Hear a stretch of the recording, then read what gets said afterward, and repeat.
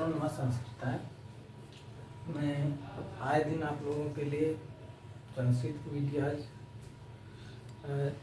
अत्यधिक मात्रा में लाने का प्रयास करता हूँ, जिससे आप लोग वीडियोज को ज़्यादा से ज़्यादा शेयर करते हैं, लाइक कमेंट भी करते हैं और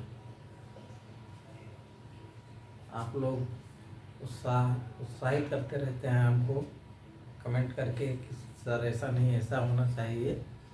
इससे मुझे बहुत ही अच्छा लगता है और ऐसे ही उत्साहित करते रहें आप लोग, तो शायद मैं आप लोगों को संस्कृत की चाहे जो भी वो वीडियो आज हो, चाहे व्याकरण पे हो, चाहे साहित्य पे हो, चाहे रामायण महाभारत पर हो, किसी पर ऐसी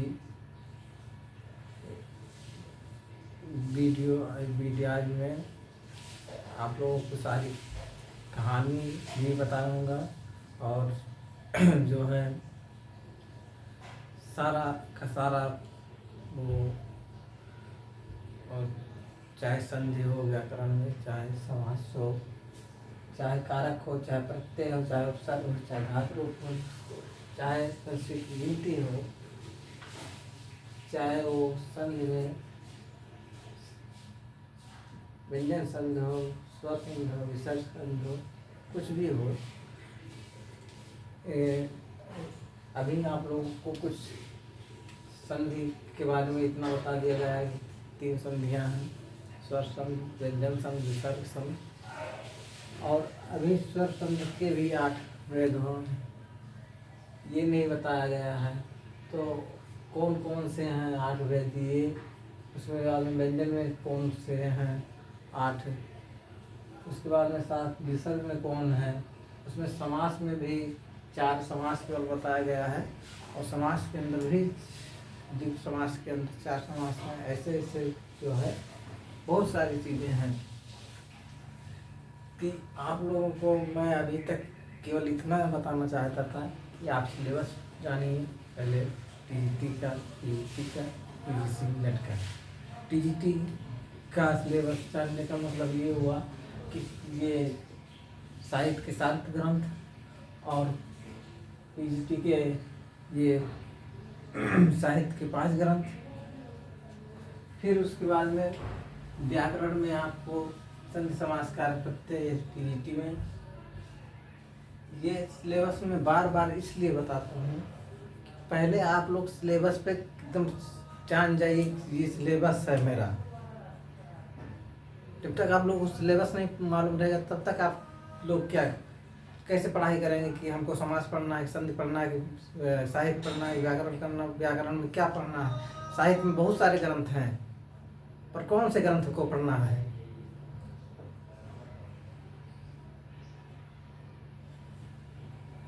यदि आप लोगों को नहीं मालूम रहेगा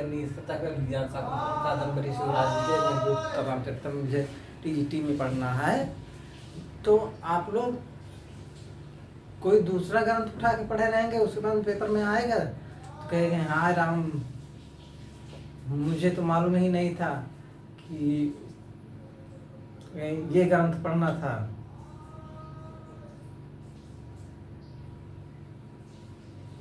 तो ऐसा ना हो, इसलिए मैं बता रहा हूँ, बार बार बताया था, बार बार और अभी भी बताता हूँ कि इसमें ये पढ़ना है।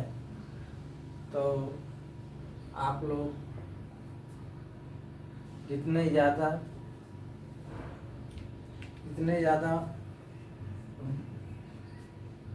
वीडियोज को गहराई से, सीरियसली से देखेंगे या फिर समझेंगे कि मैं कहने का क्या प्रयास करता हूँ, और आप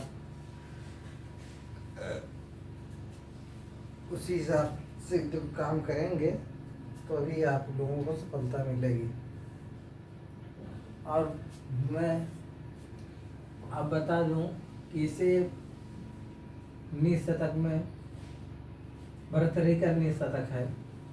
इसमें आप लोगों को बताया है, मैंने क्या बताया है, कुछ बताया है ना।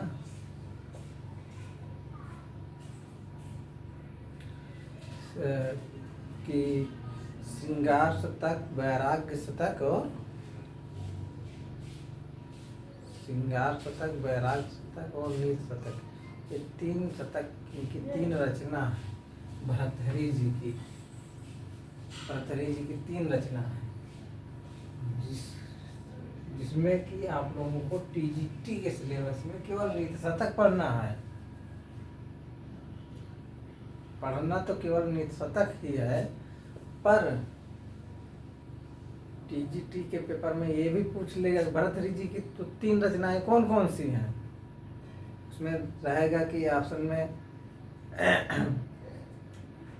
3 ये दे देगा, चौथा और कोई दे देगा। तो आप लोगों को जब पूछ कहेगा कि इसमें से कौन नहीं है, तो चौथा जो दिया रहेगा इन तीनों में से नीत शतक और वैराग शतक और श्रृंगार शतक से जो परे रहेगा उसी पे आप लोग को टिकट लगाना होना है। तभी तो आप लोग परीक्षा में ज़्यादा से ज़्यादा क्वेश्चन सही कर पाएंगे। इसी प्रकार चाहे वो टीजीटी में हो, चाहे पीजीटी में हो, चाहे यूजीसी नेट में हो। टीजीटी पीजीटी में तो इस प्रकार का क्वेश्चन पूछा जाता है, लेकिन यूजीसी नेट में इस प्रकार का क्वेश्चन नहीं पूछा जाता है। यदि आप लोग कभी दिए हों यूजीसी नेट का पेपर, तो जिस प्रकार का मैं बता रहा हूँ यूजीसी में इस प्रकार का क्वेश्चन नहीं पूछा जाता है। उसमें जो है जैसे आईएएस में पूछा जाता है कि घुमा फिरा के क्वेश्चन पूछा जाता है, उसी प्रकार से यूजीसी नेट जेआरएफ में पूछा जाता है।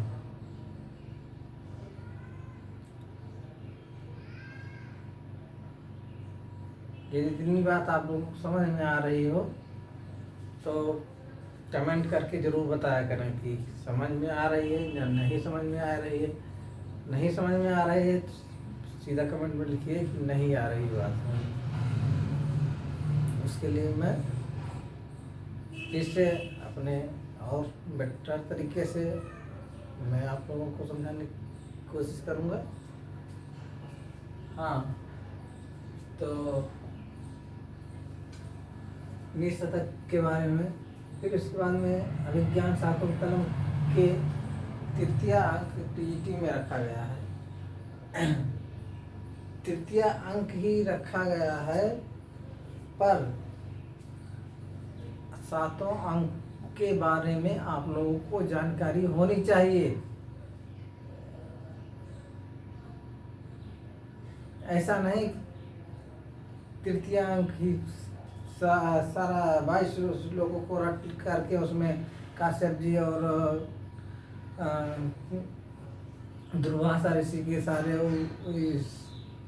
उसको उकर श्लोकों को रट करके और सारी कहानी 7वें अंक की कहानी याद होनी चाहिए। पहले अंक में क्या हुआ था, दूसरे अंक में क्या हुआ था, तीसरे अंक में बताया, चतुर्थ अंक में क्या हुआ था। सारे अंक का जब तक आप लोगों को मालूम नहीं रहेगा तब तक आपको दिक्कत होगी। टीजीटी में भी दिक्कत होगी, पीजीटी में भी दिक्कत होगी। अगर दोनों का फॉर्म भरे हैं तब तो पक्का है दिक्कत होगी, क्योंकि पीजीटी में पूरा रखा गया है विज्ञान शाकुंतलम। ये कालिदास की रचना है। कालिदास की रचना टीजीटी में तो 2 रखी गई है, एक में दूत, एक विज्ञान शाकुंतलम। प्रवक्ता में तो एक ही रखी गई है।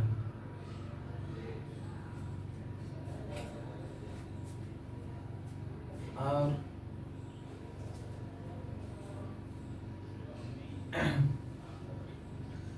ये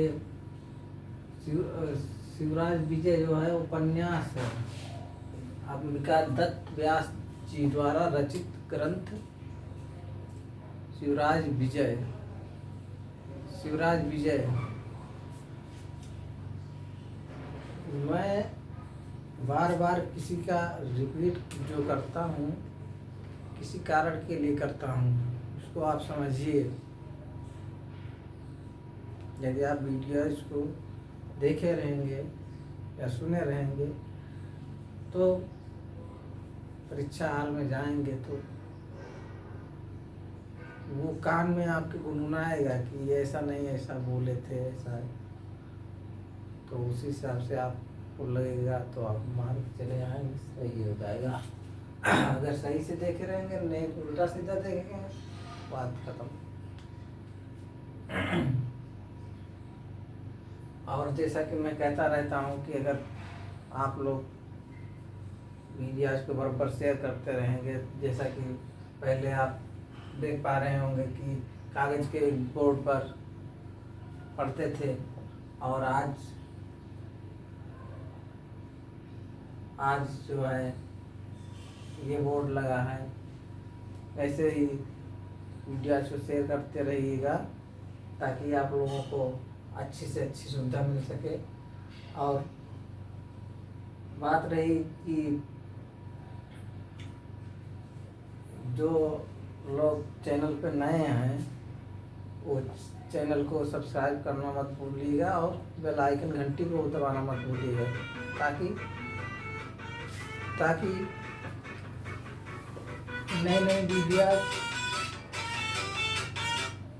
नई वीडियोज आप लोगों को मिल सके, इसलिए बेल आइकन घंटी को दबाना मत भूलिए। इस समय थोड़ा अस्वस्थ होने के कारण खांसी आ रही है। और तो आप लोगों को ये उत्तर रामचरितमानस मेघदूत में यक्ष और यक्ष की कहानी बार बार मैंने बताया है कि यक्ष अलकापुरी में रामगिरी पर्वत पर यक्ष निवास करता था और यक्षिणी उसके कहानी है। तो उसी पे पूरा वो है रामचरित में राम के वो है 40 श्लोक हैं। श्लोकों के से क्वेश्चन पूछा जाएगा और चंपू में दमयंती की कहानी है तो उसमें भी उसी प्रकार से क्वेश्चन। शिशुपालवध में ये महाभारत से लिया गया है, महाभारत से लिया गया है शिशुपालवध। तो इसमें भी जो है पूछ लेगा कि रचना किसकी है, तो माघ की रचना है। अभिज्ञान शाकुंतलम फिर इससे आ गया है। तो इसमें जैसे उसमें केवल तृतीय अंक पूछा गया था, इसमें 200 उसमें केवल 22 अंक ही पूछा 22 श्लोक ही पूछा जाएगा। इसमें 256 श्लोक पूछा जाएगा। कादम्बरी कथामुख उसमें कादम्बरी का सुनासोपदेश। अभी कल मैंने वीडियो गुरु की देख रहा था तो उसमें मैं बहुत सारे लोग कहते हैं कि मतलब डॉक्टर इंजीनियर ऐसा वैसा। तो हाँ, ये नैतिकता की बातें आती हैं उसमें यही बात आई कि नैतिकता की बातें आती हैं। तो संस्कृत में गीता का उपदेश, रामायण महाभारत का उपदेश और ऐसी सारी चीज़ें जो है तो वो आप लोगों को संस्कृत में ही मिलेंगी।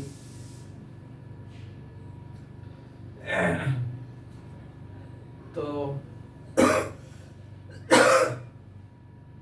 श्रीमद् भगवत गीता के में 18 अध्याय हैं। आप लोग जानते हैं कि अर्जुन किसी कृष्ण द्वारा उपदेश देने पर अर्जुन जो है 18 वो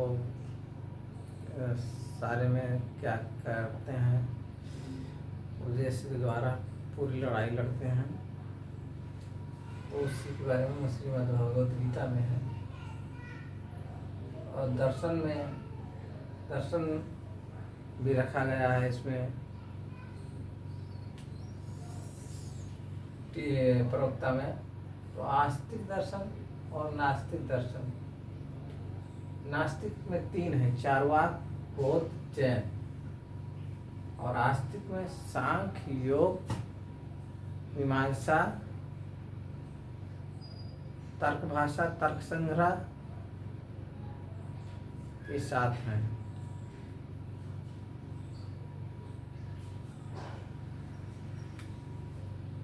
फिर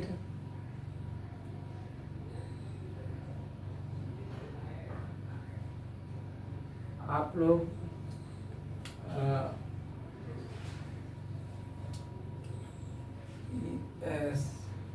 टीजीटी जो भी कोई टीजीटी का है, टीजीटी का साहित्य के जितने ग्रंथ हैं इसको चाप के पढ़ डालिए। उसके बाद में व्याकरण को बाबूराम सक्सेना से संधि समास कारक प्रत्यय और संस्कृत साहित्य का इतिहास डॉक्टर देव द्विवेदी के। अगर आप लोगों के पास पुस्तक वगैरह ना हो, कोई भी ऐसी पुस्तक, तो उसके लिए मैं आप लोगों को कांटेक्ट नंबर दूंगा, जिससे कि सारी बुकें आप लोगों को मिल जाएंगी।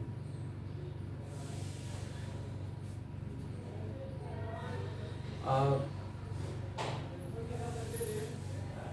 Sanskrit TGT, PGT, UGC net से संबंधित कोई भी किताब के लिए आप लोगों को दिक्कत नहीं होगी।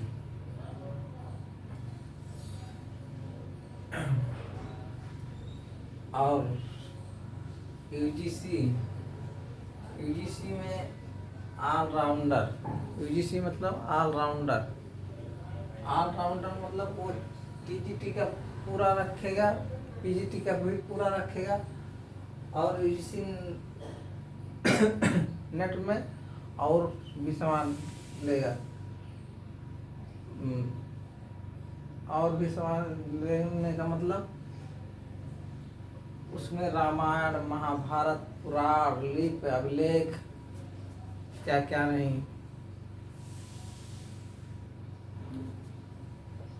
पहले जो 19 के पहले जो परीक्षा होती थी टीजीटी, पीजीटी, अरे यूजीसी नेट की, उसमें 3 पेपर पढ़ना पड़ता था।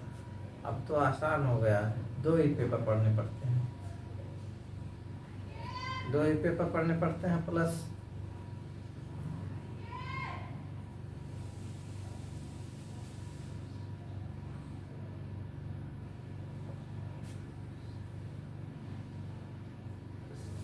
दो ही पेपर। और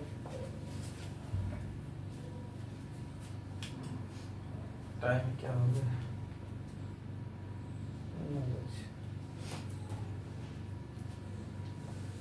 2 ही पेपर पढ़ने पड़ते हैं, और 2 पेपर में अब सीधा सिलेबस बता दिया गया है कि पहली इकाई 10 इकाई हैं, ये 10 इकाइयों में से ये यहाँ से पूछा जाएगा। जैसे कि टीजीटी में का सिलेबस में बताया गया है, संधि समास कारक प्रत्यय बाबूराम सक्सेना से ही पूछा जाएगा। पीजीटी में बताया गया है कि इसमें से ही पूछा जाएगा, ये 5 ग्रंथ है साहित्य में, इसी में से पूछा जाएगा। उसी प्रकार यूजीसी नेट में तो आप लोग बहुत ज़्यादा, बहुत सारे लोग कहते हैं संस्कृत बहुत कठिन है। कठिन क्या है? जिसको आप नहीं पढ़ेंगे वो कठिन है, जिसको आप पढ़ेंगे वो कठिन नहीं।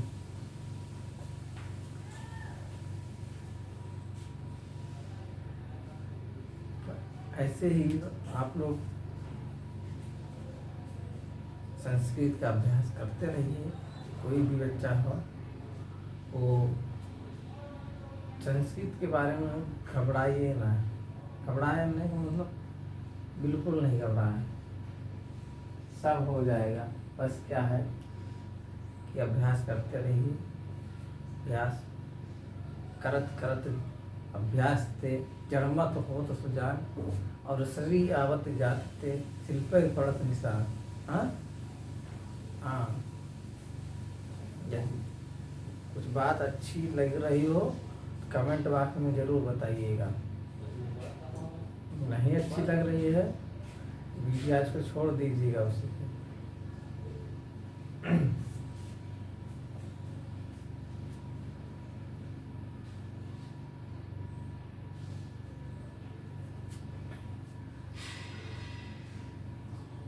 और बहुत सारे बच्चे हैं जो बीएड करके बैठे हैं, योगी जी के सहारे की वैकेंसी निकालें।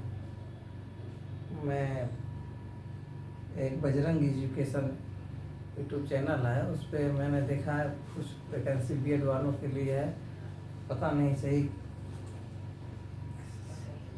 मैं सही जानकारी है कि क्या है कैसे है, उसमें सारा बहुत गहराई से मैंने नहीं देखा है, नहीं तो आप लोगों से बताता मैं कि बीएड वाले के लिए वैकेंसी है। और फिर भी जो लोग टीजीटी पीजीटी का फॉर्म 2022 वाला भरे हैं और जो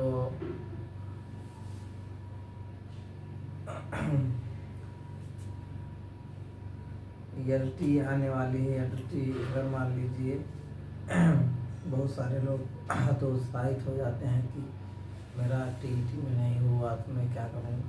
तो इसके लिए परेशान मत हो सकता है आपको एलटी केंद्रीय विद्यालय की वैकेंसी या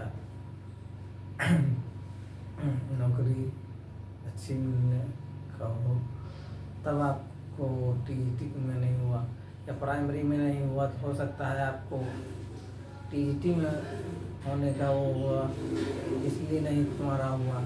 तो आप लोग कभी घबराइए मत। हाँ, बेचैनी सबको होती है, पर मेहनत एक दिन रंग जरूर लाएगी, इसलिए आप लोग लगातार जो है कंटिन्यू बने रहिए चैनल पे, और इससे आपको मोटिवेट होते रहेंगे। और किसी भी ऐसी प्रकार की समस्या आती है आप लोगों को कमेंट बॉक्स में बताइएगा। और रही बात पढ़ाई की, मैं आए दिन आप लोगों के लिए संस्कृत की वीडियो लाता रहता हूँ। हाँ, थोड़ा लेट लपेट आती है, पर मैं ये सोचता हूँ थोड़ा लेट लपेट आए पर दुरुस्त वीडियो आ जाए, इसलिए लेट लपेट आती है। और ये अग्निमीडे पुरोहितमित्यस्देवमित्यंजम अवतारम रत्नात्मम,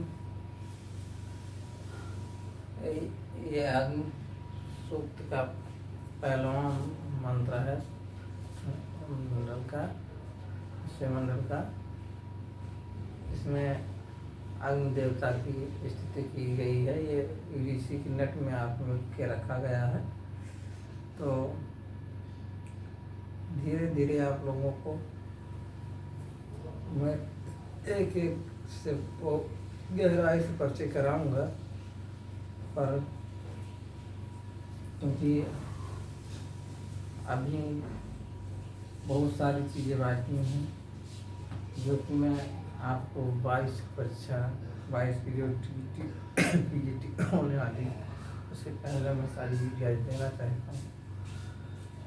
हाँ, मैं पूरी वीडियो दे पाऊँ इसके लिए आप लोग वीडियो को बराबर शेयर करते रहिए, ताकि आप लोग पूरी वीडियो देख सकें। आप ये बार बार मैं इसीलिए कहता हूँ, कोई भी बच्चा ऐसा आए कि जो वीडियो चाहता है और उसको मिल नहीं पा रही है, तो उसको सारी की सारी वीडियो मैं दे सकूँ।